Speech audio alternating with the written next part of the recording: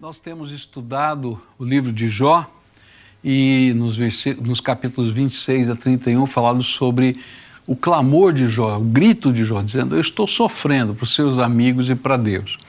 E desde a semana passada a gente está olhando para um dos gritos, não é? Onde Jó vai dizer: olha, a vida não está sendo nada do que eu sonhei.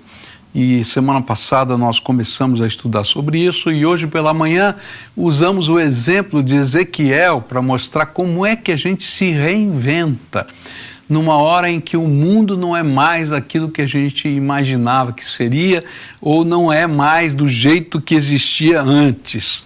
E aí aprendemos com Ezequiel as lições espirituais de como enfrentar esse tempo. Mas me permita agora usar outros exemplos das Escrituras para a gente aprender a se reinventar. E eu queria usar, em primeiro lugar, o exemplo de Israel, Davi e Golias, para a gente poder aprender e entender como é que funciona esse processo de reinvenção nesses tempos em que o mundo está tão diferente, mudou, e Deus pode nos ajudar a crescer mesmo no meio de situações tão difíceis. Eu queria que você lembrasse um pouquinho da cena. Eu não vou ler o texto que se encontra lá no primeiro livro de Samuel, capítulo 17, mas eu queria que você lembrasse um pouquinho, né?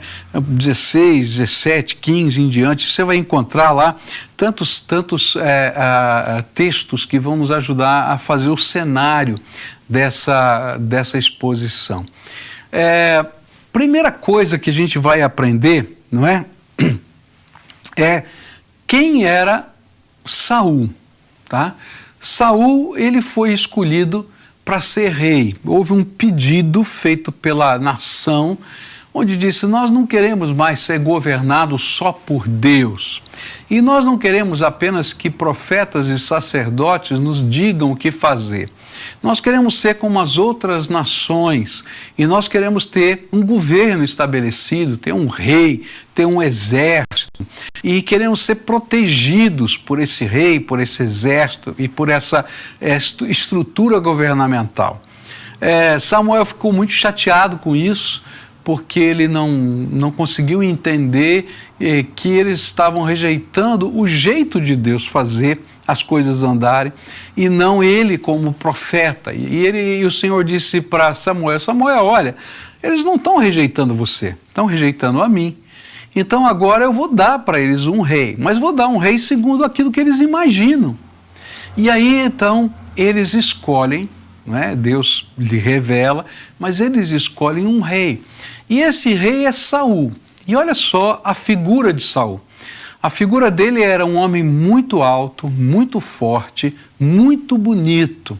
E esse homem, que era mais alto de todas as pessoas que estavam ali, mais forte, ele era o símbolo imponente de força.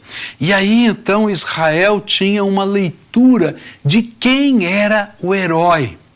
O herói era o mais alto, o mais forte, o mais imponente, o mais bonito, talvez o que tivesse mais dinheiro, se a gente falasse nos dias de hoje.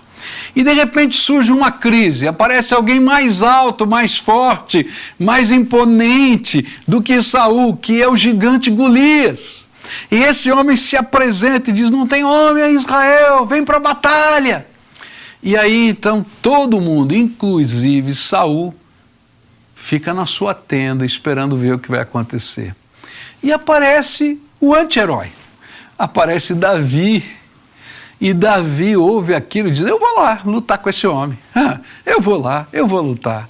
E de repente o Senhor, para poder fazer a reinvenção de toda aquela nação, ajuda aquele povo a entender a releitura do verdadeiro herói.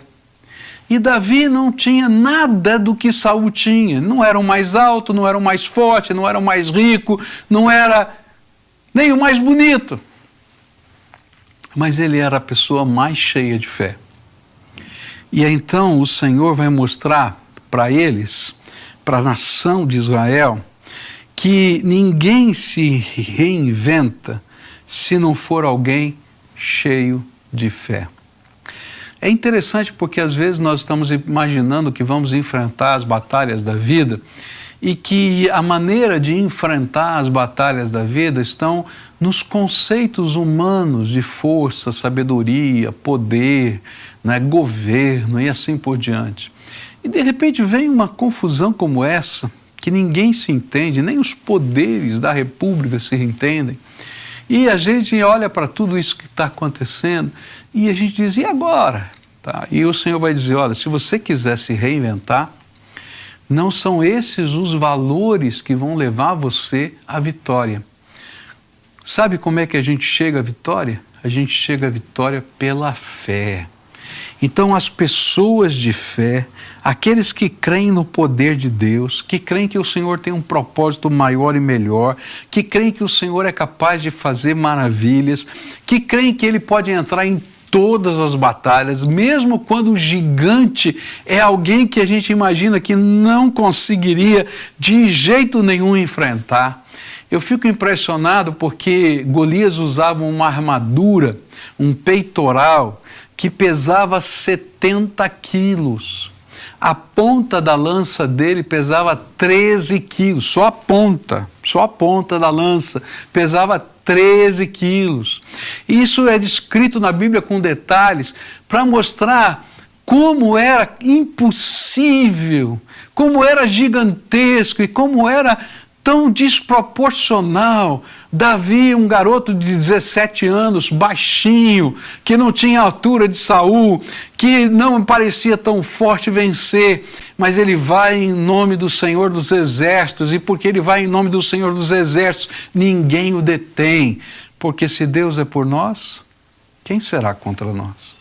Então, ninguém se reinventa se não tiver fé, não acreditar que o Deus Todo-Poderoso tem algo melhor para fazer na nossa vida. Uma segunda questão que eu vou aprender com Davi passa pela releitura das armas.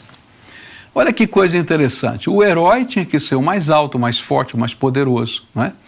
Mas e as armas? As armas que eles conheciam eram a espada, a lança, o escudo e a armadura.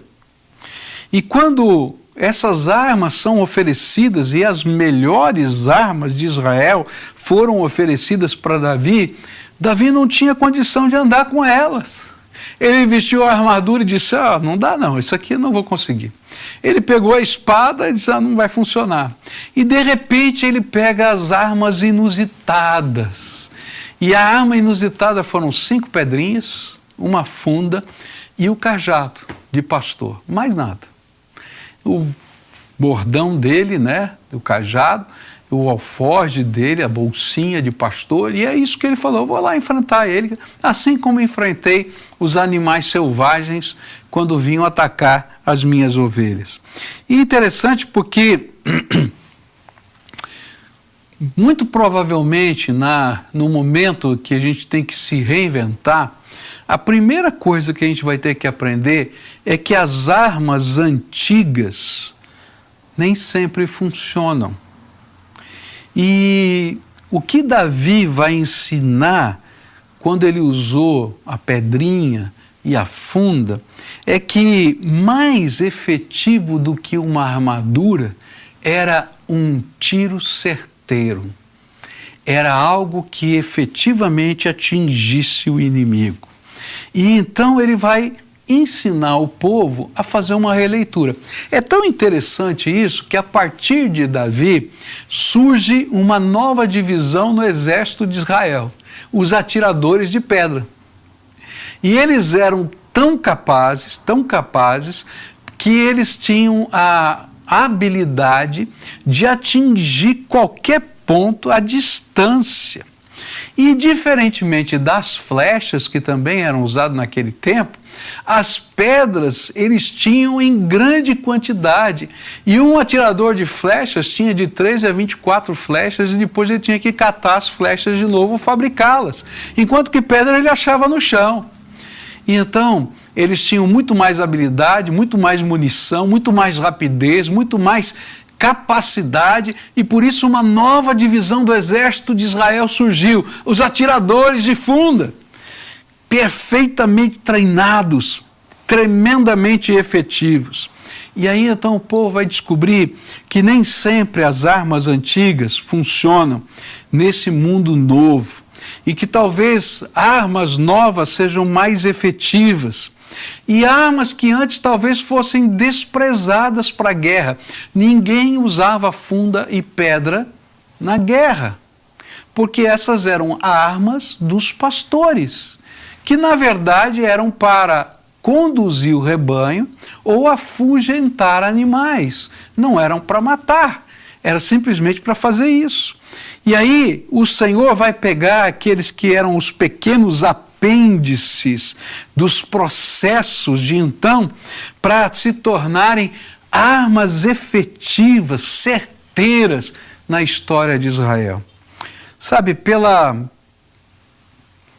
por essa lição que a gente aprende aqui de Davi, eu quero dizer para você que Deus tem colocado às vezes na mão da gente coisas que a gente não imaginava que poderiam ser efetivas e abençoadoras. E às vezes a gente precisa fazer uma releitura do que Deus já colocou nas nossas mãos. Às vezes a gente fica imaginando, não, vai dar certo, eu vou conseguir, quando vier isso, quando tiver aquilo, quando tal. E de repente o Senhor diz, olha, pega isso que já está aí com você, começa a usar e eu vou transformar numa arma poderosa e efetiva. Quando a gente tem essa percepção, né, de que Deus quer fazer, já está à nossa disposição, de que aquilo que Ele quer fazer, Ele já colocou à nossa disposição, e que às vezes a gente está relutando para ver que isso pode ser útil e pode ser produtivo, o Senhor vai derramar graça sobre a nossa vida. Quando olho para Davi, eu vou descobrir que o novo ungido, não é, que Deus tinha feito, que era Davi, o novo rei ungido e que ainda não estava no exercício do poder, ele era o verdadeiro caminho da vitória e a maior consolidação da história de Israel. O rei que consolidou todo aquele povo. Por quê? Porque às vezes Deus vai usar um mundo novo para escrever coisas novas e nos surpreender com a sua graça. Então, a grande lição aqui é o desafio de Deus para uma releitura e uma nova compreensão para o que entendemos ser sucesso, força, estratégia, missão e fé. E como isso é difícil, porque os paradigmas antigos nos dominam. Sabe, a gente acredita que funciona desse jeito e ponto. E de repente o Senhor tem que mexer no mundo para a gente ver que não é só assim que funciona. Eu fico impactado, por exemplo, com a história da empresa suíça de relógios que descobriu e inventou o relógio a quartzo. É interessante porque um dos pesquisadores daquela empresa suíça inventou o relógio a quartzo. Mas quando ele mostrou para o dono, para o CEO da empresa, ele disse, olha, isso aqui é um projeto de ciências, mas não é um relógio. Ele não tem coroa, não tem pinhão, ele não tem todos os processos de um relógio. Isso aqui é um projeto de ciência na área de eletrônica. E o interessante foi que, de brincadeira, eles foram participar de uma feira internacional e colocaram lá um protótipo, não é, de uma coisa futurista. E chegou lá a Texas Instrumentos, olhou e disse, opa, esse negócio aqui é bom. E aquilo que não era relógio para ele se tornou relógio para a Texas Instrumentos. E a Texas Instrumentos começou a lançar bem baratinho os relógios a quartzo. E aquela empresa suíça faliu e a Texas Instrumentos explodiu. Que coisa interessante é porque a invenção estava na casa dos suíços, mas mudou de casa, simplesmente porque os paradigmas antigos não conseguiram ser vencidos. Às vezes na nossa vida a gente olha para a pedrinha que Deus nos deu e a gente não acredita que ela é uma arma. Às vezes a gente olha para o menino que está lá e diz: isso não é rei, o rei é aquele lá, grandão, desse jeito, com essa aparência. E o Senhor vai dizer: não, querido, é aquele que tem fé, que crê no meu poder, que está disposto a ouvir a minha voz, mesmo que seja pecador, mas está disposto a ouvir a minha voz, do meu jeito, da minha maneira, e eu vou fazer grandes coisas através de gente assim. Sabe, Deus está mexendo com os nossos paradigmas e mostrando que muito do que entendíamos por força, segurança, missão, sucesso e mesmo fé precisam ser ampliados em todas as áreas da nossa vida. Por isso, deixa Deus ampliar a sua visão. Seja você o homem e a mulher de fé. Deixa Deus mostrar o que Ele já deu para você. E mesmo que pareça muito simples, como uma pedrinha, creia na voz do Senhor e tenha coragem de enfrentar os seus gigantes, porque é assim que a gente se reinventa. Eu queria olhar agora para um outro personagem da Bíblia, se você me permitir, para pensar como é que os processos de reinvenção acontecem. E eu queria olhar para Paulo. Semana passada eu falei um pouquinho sobre isso, né, de Paulo, adiantei um pouquinho sobre isso, mas eu queria parar aqui para pensar. Olha só o que aconteceu com Paulo. Paulo é aquele homem que tinha tudo programado, tá? Todos os planos missionários de Paulo já estavam prontos. Ele já sabia qual era o processo, qual era a missão, tudo. Sabe aquela pessoa que já vou fazer isso, vou fazer aquilo outro, né?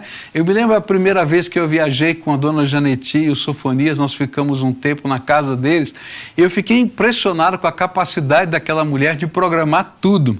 Então ela cozinhava todas as coisas em casa, ela tinha o cardápio, ela congelava isso, e aí então a gente sabia exatamente o que tinha que comer em cada dia, de que maneira comer.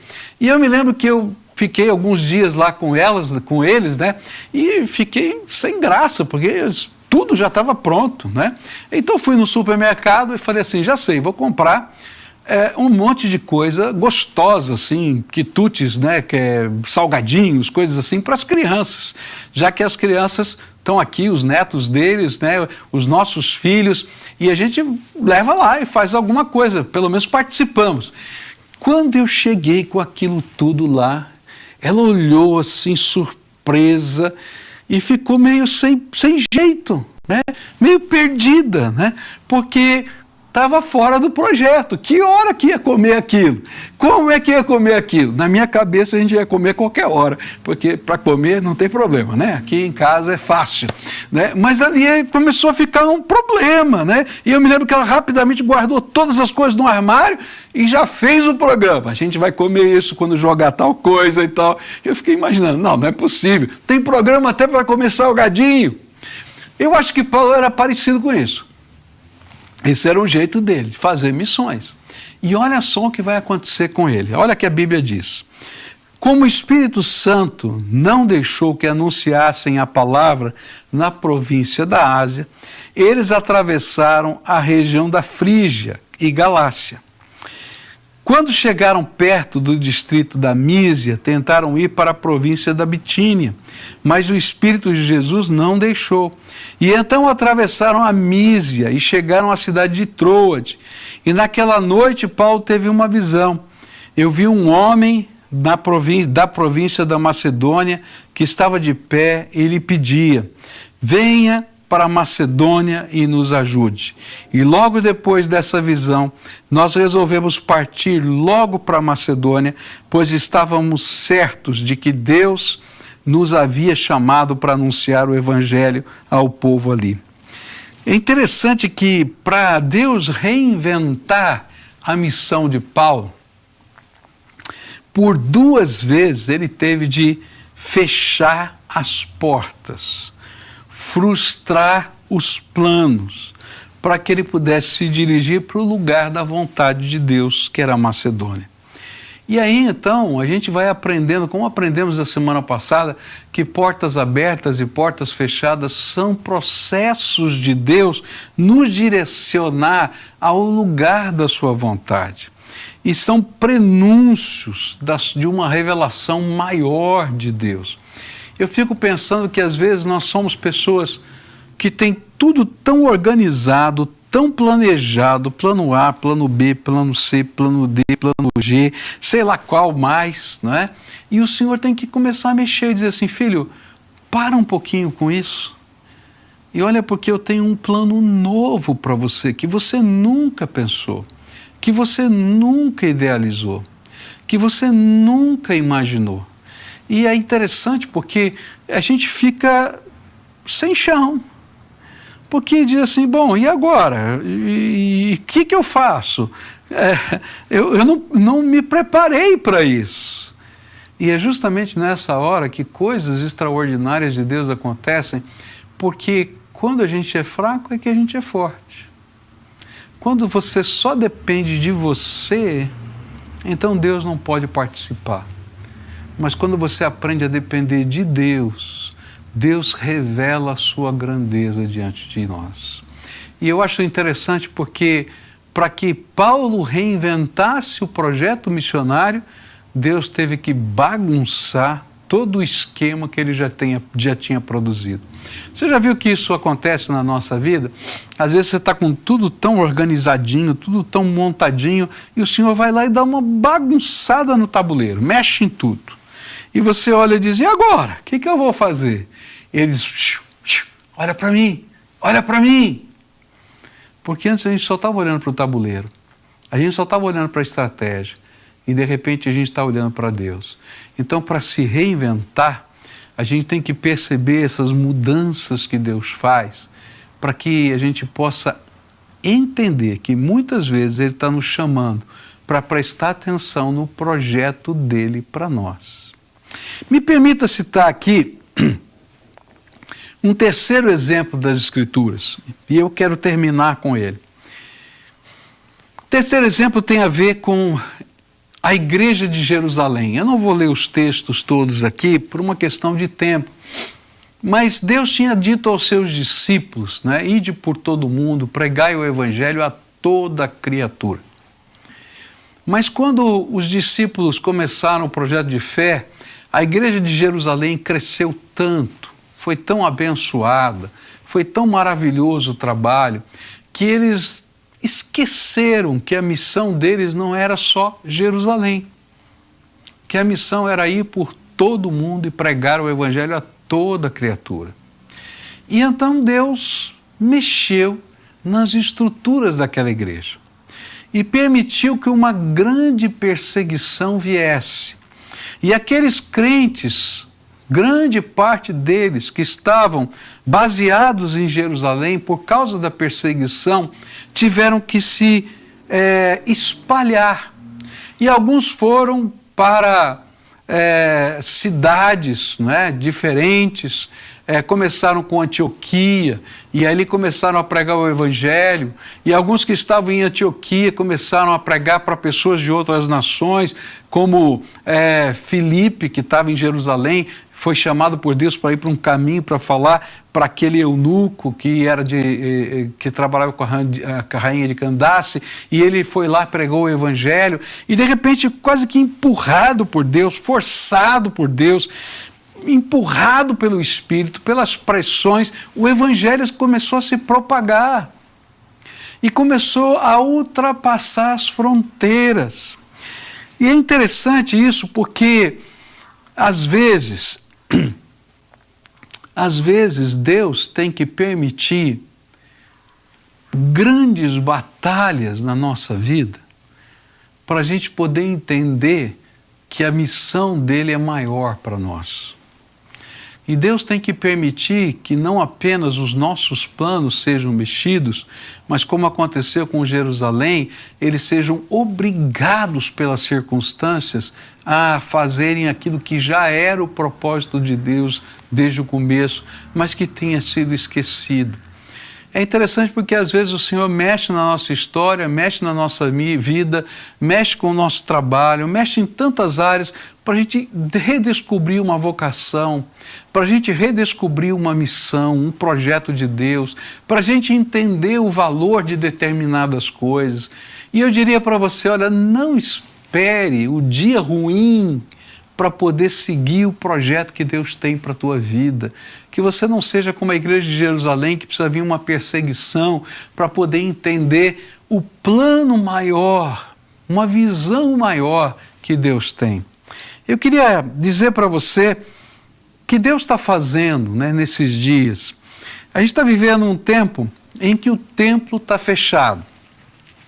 Eu me lembro que quando surgiu essa questão do templo ficar fechado, foi uma das grandes preocupações. Como é que a gente vai pregar o evangelho?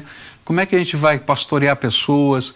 Como é que a gente vai fazer isso nesse tempo tão diferente? E eu queria dizer para você que a gente está batendo recordes todas as semanas, não é? Mais de 3.200.000 pessoas têm participado das nossas programações via internet, sem contar a rádio, sem contar a televisão, sem contar nada, só via internet. E estão assistindo os nossos cultos, participando das nossas células dos mais diversos lugares do mundo. E a gente fica pensando, Senhor, eu tinha uma visão tão estreita, quando o Senhor de repente faz uma situação dessa para a gente ter uma visão tão mais ampla do teu reino e da missão que o Senhor nos deu. De repente surgiu a possibilidade, e faz já 2 semanas que nós estamos 3 horas por dia na FM 88.5 da Rádio Marumbi, de 7 da manhã às 10 da manhã, todos os dias, de segunda a segunda. E ainda os nossos cultos têm sido transmitidos pela rádio, o culto das 9 da manhã do domingo e o culto das 19h30 do sábado à noite. E a palavra do Senhor está sendo pregada, televisão, rádio, internet, tantas pessoas. Ontem eu estava olhando aqui para os dados, né? E eu estava vendo que 1.094 pessoas estão fazendo discipulado. E nós estamos chegando ao nosso limite de discipuladores. Então, se você, meu irmão, já foi capacitado para ser um discipulador, está parado, está na hora de servir, tem gente procurando, mais gente do que a gente pode atender. E sabe, não espere o Senhor ter que chacoalhar a tua vida para você entender que você tem uma missão, né? Não seja como a igreja de Jerusalém. E eu quero dizer para você, Deus está fazendo, Deus está agindo no meio dessa grande confusão. Nós temos podido abençoar pessoas de tantas maneiras diferentes e não falta. Deus tem feito milagres. Hoje, essa semana, recebi um recadinho da área social e a gente fica monitorando para ninguém ter falta de nada, a gente poder ajudar de todas as maneiras possíveis. E aí a irmã Marta, que é da área social, disse, pastor, é outro milagre, olha só, eu tinha 30 cestas em estoque, já estou com 160, não me pergunta de onde veio, porque o Senhor fez alguma coisa, louvado seja Deus. E a gente vê esses milagres. Semana passada, 2 semanas atrás, teve aquele vendaval tão grande, né? E uma casa de um dos voluntários da nossa área de ação social foi completamente destelhada. No mesmo dia apareceram lá os homens lá dos legendários, foram lá e a ação social comprou as telhas, já trocaram as telhas e aquela comunidade toda vendo aquele povo todo servindo. Gente, Deus está fazendo coisas tremendas. Mas ele está pedindo uma releitura de quem são os nossos heróis, de como a gente vence as batalhas, de quais são as nossas armas, de quais planos eu vou querer seguir, de quantas vezes ele tem que chacoalhar a nossa vida para ouvir o que ele tem para nos dizer. Então hoje, eu queria desafiar você a tomar algumas decisões. E a primeira decisão é, deixa Jesus ser o dono da sua vida. A gente segue tantos heróis. Jesus tem que ser o seu maior herói. E a fé nele tem que ser a sua alegria e a sua força. Chega! Não é o mais forte, não é o mais rico, não é o mais poderoso, não é o mais influente. É pela fé que a gente vence as batalhas. E sabe, faça uma releitura das suas armas. Sabe, a gente fica pensando, só vou conseguir realizar quando acontecer isso, acontecer aquilo. O Senhor diz, olha, usa o que já está nas tuas mãos, eu vou te abençoar. As tuas mãos serão benditas e as pedrinhas se tornarão mais efetivas do que as espadas. É assim que Deus trabalha, é assim que Deus faz. Entenda que quando Ele mexe nos nossos planos é porque Ele quer revelar um novo plano para nós. E às vezes nós somos tão inflexíveis que nós não deixamos Deus mexer em nada. E se você se endurecer tanto, o Senhor vai ter que às vezes mandar uma luta muito grande para você abrir mão dos seus próprios projetos.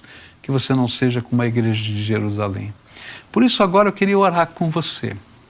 Eu queria desafiar você a tomar decisões, a se comprometer com Jesus, a deixar Ele mudar a tua história, mudar a tua família, mudar a tua casa, mudar os teus negócios, mudar os teus valores.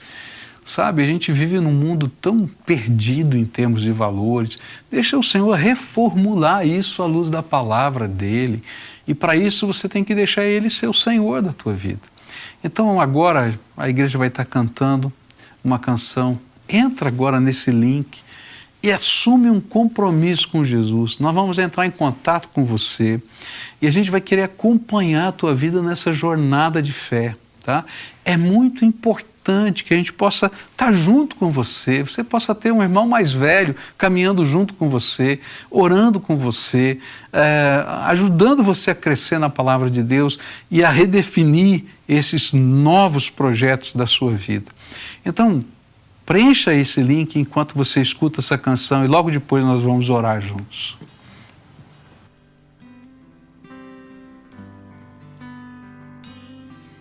Cada vez que a minha fé é provada, tu me dás a chance de crescer um pouco mais. As montanhas e vales, desertos e mares que atravesso me levam pra perto de ti. Minhas provações não são maiores que Deus e não podem me impedir de caminhar. Se diante de mim não se abrir o mar, Deus vai me fazer andar sobre as águas, rompendo em fé. Minha vida se revestirá do seu poder, rompendo em fé. Com ousadia vou mover o sobrenatural. Vou lutar e vencer, vou plantar e colher. A cada dia vou viver, rompendo em fé, rompendo em fé. Minha vida se revestirá do seu poder, rompendo em fé. Com ousadia vou mover o sobrenatural. Vou lutar e vencer, vou plantar e colher. A cada dia vou viver, rompendo em fé. A cada dia vou viver, rompendo em fé.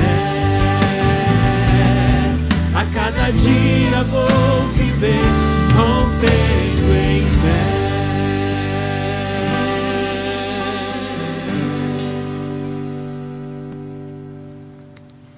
Espero que você tenha preenchido e agora eu vou orar com você. Senhor Jesus, Tu conheces o coração dessa pessoa que está do outro lado dessa câmara. Ah, Senhor, é tão difícil a gente imaginar, não é? Que tem alguém do lado de um aparelho eletrônico, mas eu creio que nessa hora não é um aparelho eletrônico que está diante dessas pessoas, mas é a presença do Teu Espírito Santo. E que essas palavras só terão significado, valor, força, influência, se de fato o Teu Espírito visitá-los. Por isso eu quero te pedir, visita agora poderosamente essas pessoas. E nesse momento, quando eles estão fazendo compromissos com o Senhor, convidando o Senhor para dirigir a vida, convidando o Senhor para ajudar a enxergar a realidade com outros olhos, pedindo ao Senhor para fazer uma releitura do herói, a releitura da arma, a releitura dos planos. Eu quero te pedir, vem, ó Espírito Santo, e seja o dono, o Senhor, o guia, o Salvador de cada um deles, e que a glória do Senhor se revele na fraqueza de cada um, e que a beleza do Teu Espírito esteja com eles. Escuta, Deus, a nossa oração, é aquilo que clama em nome de Jesus. Amém e amém.